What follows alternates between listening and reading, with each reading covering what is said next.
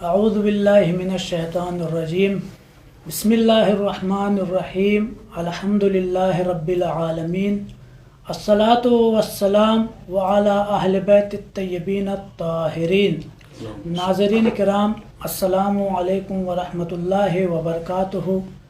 جیسا کہ ہم جانتے ہیں کہ آج کی تاریخ 17 ربیع الاول، آج کا دن وہ دن ہے جس دن سید المرسلین، خاتم النبیین اور ہمارے آخری نبی حضرت محمد مصطفیٰ صلی اللہ علیہ وآلہ وسلم اس دنیا میں تشریف لائے، اور آج ہی کا وہ دن ہے جس دن عصمت کا 8واں نور اور امامت کی چھٹی کڑی حضرت امام جعفر صادق علیہ السلام بھی اسی روز اس دنیا میں تشریف لائے۔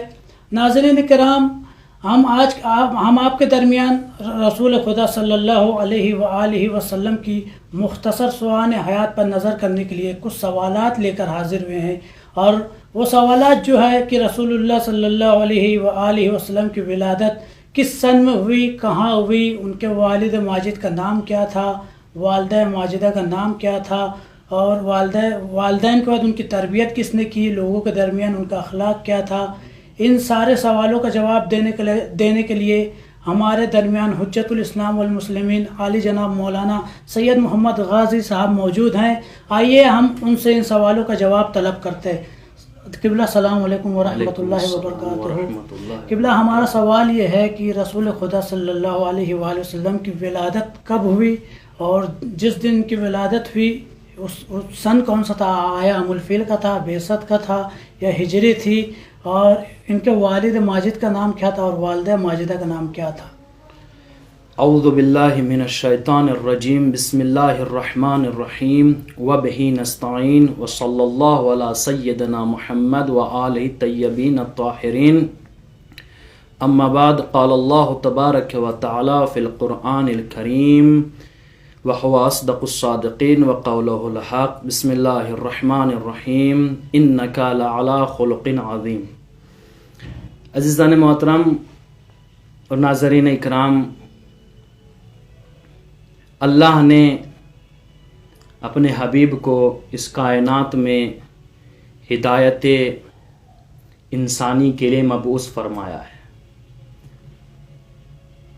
لہٰذا ہمارے اوپر واجب ہے اور ضروری ہے ہمارے لیے کہ اس رسول کی سوانح حیات پر غور کریں اور کچھ مختصر سا تعارف ان کا ہو جائے۔ رسول خدا صلی اللہ علیہ وآلہ وسلم کی ولادت کے بارے میں دو قول پائے جاتے ہیں۔ ایک قول اہل سنت کے نزدیک ہے اور ایک قول امامیہ کے نزدیک، یعنی اہل تشیع۔ اہل سنت کے نزدیک رسول خدا صلی اللہ علیہ وآلہ وسلم 12 ربیع الاول سن عام الفیل میں پیدا ہوئے، اور امامیہ کے نزدیک یعنی تشیع کے نزدیک وہ 17 ربیع الاول سن عام الفیل پیر کے دن رسول خدا اس دنیا میں پیدا ہوئے، اور رسول اللہ کا جائے ولادت، مقام ولادت مکہ معظمہ ہے۔ ان کے والد کا نام کیا ہے اور ان کی والدہ کا نام کیا ہے؟ والد ماجد کا نام عبداللہ ابن عبد المطلب ہے، اور ان کی والدہ ماجدہ کا نام آمنہ بنت وہب ہے۔ ہمارا دوسرا سوال یہ ہے کہ آیا جب رسول خدا صلی اللہ علیہ وآلہ وسلم اس دنیا میں تشریف لائے تو ان کے والد ماجد حیات تھے یا اس دنیا سے رخصت ہو چکے تھے؟ اور اگر رخصت ہو چکے تھے تو ان کی تربیت کس نے کی؟ جہاں تک ہمیں تاریخ بتاتی ہے اور تاریخ کا ہمارا مطالعہ ہے اور مورخین لکھتے ہیں، وہ کہتے ہیں کہ رسول خدا صلی اللہ علیہ وآلہ وسلم ابھی شکم مادر میں ہی تھے کہ ان کے والد کا سایہ ان کے سر سے اٹھ گیا تھا، یعنی رسول اللہ نے اپنے والد کو نہیں دیکھا، اپنے والد کو نہیں دیکھا۔ اور رہی تربیت کی بات، تو تقریباً 6 برس تک جناب آمنہ بنت وہب کے زیر سایہ رہے، اور ان کے بعد جب 6 برس کے ہوئے تو جناب آمنہ انتقال کر گئی۔ تو جناب رسول خدا صلی اللہ علیہ وآلہ وسلم کی تربیت جو کی تھی وہ جناب عبد المطلب نے کی تھی، جو رسول اللہ صلی اللہ علیہ وآلہ وسلم کے دادا ہیں. لیکن جب رسول 8 برس کے ہوئے تو رسول اللہ صلی اللہ علیہ وآلہ وسلم کے دادا بھی اس دار فانی سے دار بقا کی طرف کوچ کر گئے. پھر ان کی تربیت جناب ابو طالب علیہ السلام نے کی ہے، اور اسی طریقے سے سلسلہ چلتا رہا ہے. ہمارے درمیان ایک اور سوال یہ ہے، اور لوگ طرف سے آتے بھی ہے سوال، لوگ اکثر پوچھتے بھی ہیں اس سوالات کو کہ رسول خدا صلی اللہ علیہ وسلم کو شیر کس دائی نے پلایا تھا؟ تاریخ نے جو بیان کیا ہے وہ 2 عورتیں بیان کی ہیں، یعنی 2 کنیزیں تھی، انہوں نے رسول خدا صلی اللہ علیہ وآلہ وسلم کو شیر پلایا ہے، دودھ پلایا تھا. پہلی خاتون سویبہ نے تقریباً 4 مہینے تک دودھ پلایا ہے جہاں تک تاریخ نے لکھا ہے. اور دوسری جو عورت ہیں، دوسری جو دائی ہیں، وہ ہے حلیمہ بنت عبداللہ. انہوں نے رسول خدا صلی اللہ علیہ وآلہ وسلم کو دودھ پلایا ہے، اور یہ بہت ہی متقی اور پرہیزگار عورت تھی جہاں تک تاریخ نے لکھا ہے. جی بہت بہت شکریہ. ہمارا آخری سوال یہ ہے، بس آخری سوال آپ کی خدمت میں پیش کرنا چاہتا ہوں کہ رسول خدا صلی اللہ علیہ وآلہ وسلم لوگوں کے درمیان ان کا اخلاق کیا تھا، کیسا تھا؟ آپ اگر مختصر طور پر بیان کرنا چاہیں تو بیان کر کے بتائیں ناظرین کرام کو. کلام کے شروع میں نے ایک قرآن کی آیت پڑھی تھی، انک لعلی خلق عظیم، کہ اللہ تبارک و تعالی اپنے حبیب کے بارے میں فرما رہا ہے انک لعلی خلق عظیم، ہم نے تمہیں یعنی اخلاق کے بلند مرتبے پر فائز کیا ہے. اور یہ رسول کا اخلاق یہ اخلاق خدا ہے.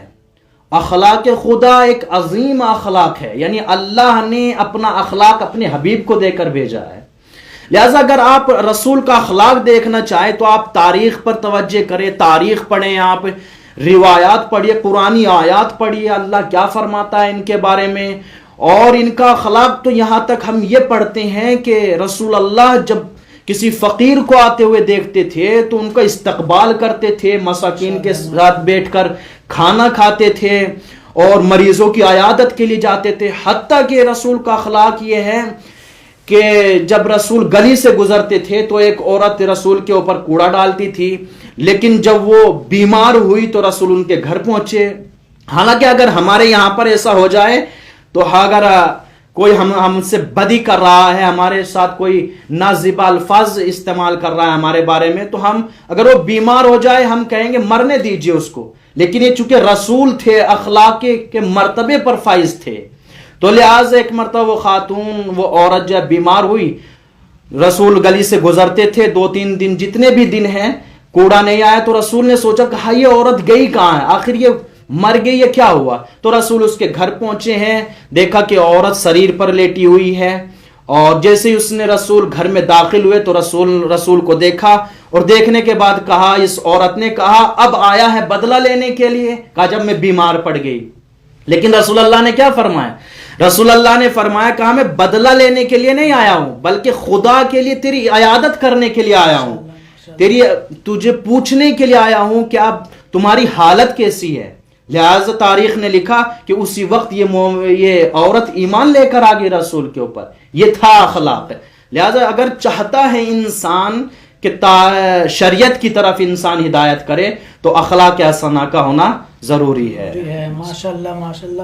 قبلہ آپ کا بہت بہت شکریہ ادا کرتا ہوں. اور اسی کے ساتھ ناظرین کرام، ہمیں ان سوالوں کے جواب بہت ہی مختصر انداز میں ملے ہیں، اور بہت ہی اچھے انداز میں قبلہ نے اس سوالوں کے جواب دیے ہیں. انشاءاللہ ہم آپ سے وداع چاہتے ہیں. انشاءاللہ پھر ہم آپ کی خدمت میں جلد ہی حاضر ہوں گے. جب تک کے لیے والسلام علیکم ورحمۃ اللہ.